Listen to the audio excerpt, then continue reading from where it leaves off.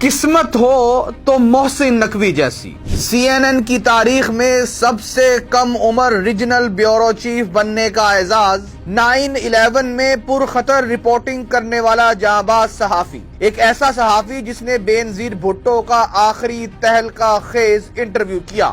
محض 31 سال کی عمر میں اپنا چینل بنانے والا کامیاب صحافی اور بزنس مین۔ بات ہوگی ایسے صحافی کی جس کے اسٹیبلشمنٹ کے ساتھ اتنے مضبوط تعلقات کہ وہ صحافی سے نگران وزیر اعلیٰ، پھر PCB کا چیئرمین اور اب وفاقی وزیر داخلہ بن چکا ہے۔ کسی ایک شخص کے پاس گزرتے وقت کے ساتھ اتنے عہدوں کا سابقہ لگنا بظاہر ایک بہترین کیریئر کو ظاہر کرتا ہے۔ محسن نقوی نے بالخصوص اپنے سیاسی کیریئر کا یہ سفر کافی کم عرصے میں مگر بہت تیزی سے طے کیا۔ پچھلے 1.5 سال کے عرصے کی بات کی جائے تو محسن نقوی پہلے نگران وزیر اعلیٰ پنجاب تعینات ہوئے اور غیر معمولی طور پر چلنے والے 13 ماہ طویل نگراں سیٹ اپ میں وہ اس اہم عہدے پر کام کرتے رہے۔ نگران وزیر اعلیٰ کا منصب چھوڑنے سے قبل ہی انہیں پاکستان کرکٹ بورڈ کے چیئرمین کا عہدہ دیا گیا اور اب 11 مارچ کو انہوں نے شہباز شریف کی وفاقی کابینہ میں بطور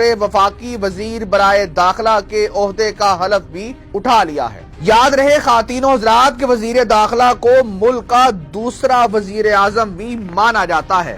محسن نقوی کون ہیں؟ جنگ کے سید گھرانے سے تعلق رکھنے والے سید محسن نقوی لاہور میں پیدا ہوئے۔ ابتدائی تعلیم کریسنٹ ماڈل ہائی اسکول سے حاصل کی، گورنمنٹ کالج لاہور سے گریجویشن کی اور پھر اعلیٰ تعلیم کے لیے امریکی ریاست میامی میں چلے گئے، جہاں اوہایو یونیورسٹی سے صحافت میں ڈگری حاصل کی۔ پاکستان واپس لوٹے تو امریکہ کے معتبر نشریاتی ادارے CNN سے منسلک ہو گئے اور ریجنل ہیڈ بنا دیے گئے۔ CNN کی تاریخ میں سب سے کم عمر ریجنل بیورو چیف بننے کا اعزاز محسن نقوی نے حاصل کیا۔ افغان جنگ کے دوران پرخطر رپورٹنگ میں بھی اپنا لوہا منوایا۔ CNN نے انہیں بطور پروڈیوسر پاکستان کی کوریج کے لیے بھیجا، جہاں ترقی پا کر انہوں نے کم عمری میں ہی ریجنل ہیڈ ساؤتھ ایشیا بننے کا اعزاز بھی حاصل کیا۔ سابق وزیر اعظم محترمہ بینظیر بھٹو اپنی الیکشن مہم کے لیے پاکستان آ رہی تھیں تو CNN کی جانب سے سید محسن نقوی نے ہی وہ آخری انٹرویو کیا جس میں محترمہ نے پاکستان میں ان کی جان کو لاحق خطرات کا ذکر کیا۔ لنکڈن پروفائل کے مطابق وہ CNN کے ساتھ 2009 تک منسلک رہے۔ محسن نقوی نے 2009 میں محض 31 برس کی عمر میں سٹی نیوز نیٹ ورک کی بنیاد رکھی اور صحافت کے پیشے میں اپنا سکہ جمایا۔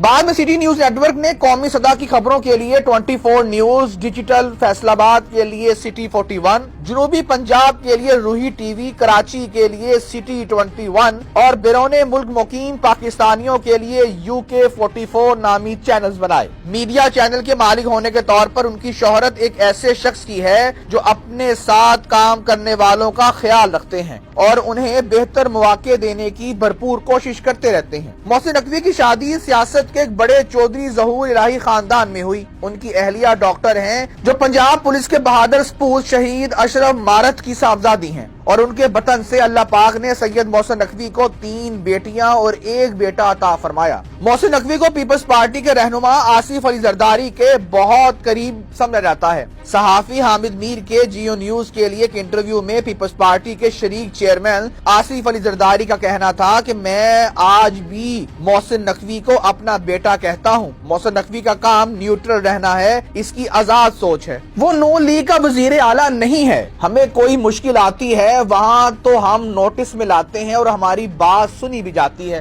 بطور نگران وزیر اعلیٰ محسن نقوی کی کارکردگی کیسی رہی؟ سلمان غنی کے مطابق 1 سال کے عرصے میں انفراسٹرکچر کی مضبوطی، ہسپتالوں کی بہتری اور خصوصاً گڈ گورننس کو یقینی بنانے میں محسن نقوی نے اہم کردار ادا کیا۔ پنجاب کے محاذ پر شہباز شریف کو شہباز سپیڈ کے طور پر یاد کیا جاتا رہا ہے، مگر محسن نقوی کی تگودو اور نگران حکومت کی کارکردگی پر خود شہباز شریف نے انہیں محسن سپیڈ کا نام دیا۔ محسن نقوی کی جانب سے رات گئے ہسپتالوں کے دورے، ترقیاتی منصوبوں کو التوا میں ڈالنے کی بجائے جلد از جلد نپٹانے کے ساتھ پنجاب میں ڈرائیونگ لائسنس بنانے کے حوالے سے مہم چلانا بھی ان کی کامیابیوں میں سے ہے۔ جن کے بارے میں سوشل میڈیا پر ان کی تعریف کی جاتی رہی ہے۔ محسن نقوی اپنے ورکرز کے لیے آئے دن کوئی نہ کوئی عمدہ اقدامات کرتے رہے ہیں، جن میں سحر و افطار کروانا اور ورکرز کو شادی کے مواقع پر اچھا معاوضہ دینا جیسے اقدامات شامل ہیں۔ خواتین و حضرات، اس کے علاوہ محسن نقوی پر اپنے ورکرز کو کم تنخواہ دینا یا معاوضہ دیر سے دینے کے الزامات بھی عائد ہوتے رہے ہیں۔